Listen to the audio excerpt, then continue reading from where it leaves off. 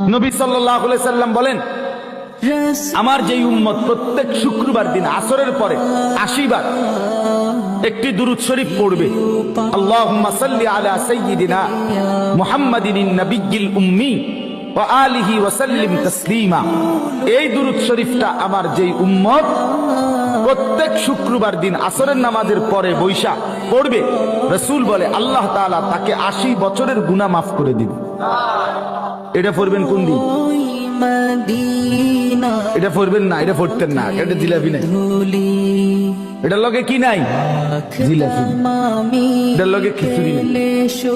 এটা বলেন পড়বেন।